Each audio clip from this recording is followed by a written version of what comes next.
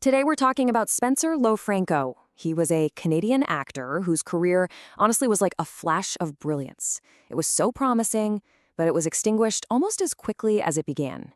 It's a really complex story. You've got talent, turmoil, and a life that was just cut way too short. And the news, when it hit, was just a total shock. On November 18th, 2025, Spencer Lofranco was gone. He was only 33 years old. And because his death is still under investigation, we're left with this really sudden, unresolved end to a Hollywood journey that was promising, for sure, but also pretty complicated. The way the world found out was through this heartbreaking tribute from his brother, Santino. This one Instagram post just immediately grounded the whole story in this deep personal loss. It paints this picture of a brother who, in his family's eyes, lived a life only some could dream of. But of course, before this tragic ending, there was a really bright and ambitious beginning. So how did a kid from Toronto even find his way to Hollywood? Well, it all started with a classic family dynamic. You've got this classic push and pull from his parents. On one hand, his mother was totally immersed in the arts, a dancer, an actress, and she'd take him along to her auditions. But on the other hand, his father had a much more traditional path in mind, hockey, maybe law. But as Lofranco himself just bluntly put it, that didn't happen. The stage was calling his name, not the courtroom or the hockey rink.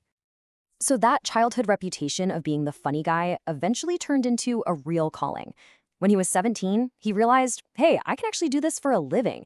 He started channeling that energy first into summer acting classes, and then he took this huge leap. He went to study for a year at the New York Film Academy, and that was really the foundation that launched his entire career. And wow, did that training pay off. And it paid off fast. His career, yeah, it was brief, but it was just this whirlwind of major opportunities, one right after another. I mean, his rise was just incredibly quick.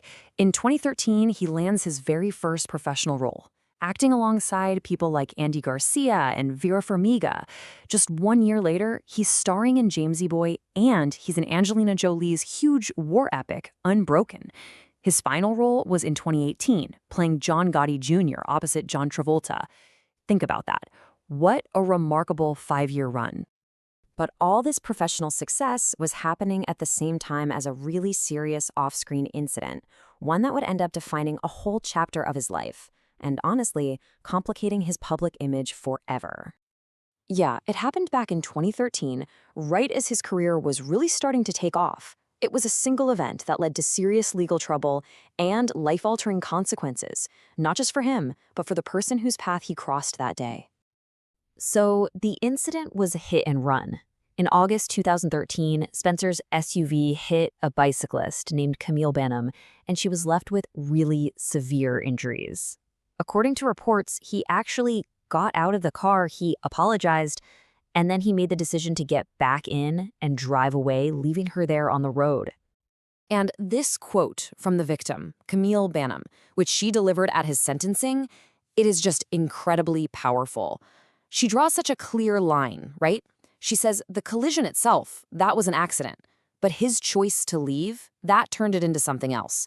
And it was that choice that really defined the whole thing, both in court and for the public. The consequences were definitely significant. Based largely on how powerful her testimony was, the court sentenced him to 50 days of community service. And on top of that, he was ordered to pay over $161,000 in restitution to help cover her huge medical bills. It was a heavy price to pay for a truly terrible decision. And all of that brings us back to today, to right now, and to a story that just feels so tragically unfinished. It's like the final chapter was never even written. It's really important to remember that, as of right now, the official cause of his death hasn't been determined. The investigation in Canada is still ongoing, and that leaves his family, his friends, and his fans just waiting for answers. So we're left with this really complex legacy, right? On one side, you have this undeniable talent and this super fast rise to fame. And on the other, you have personal turmoil and a really grave mistake. It kind of forces us to ask one last question. For an actor whose story ended so abruptly, how will Spencer Lofranco be remembered?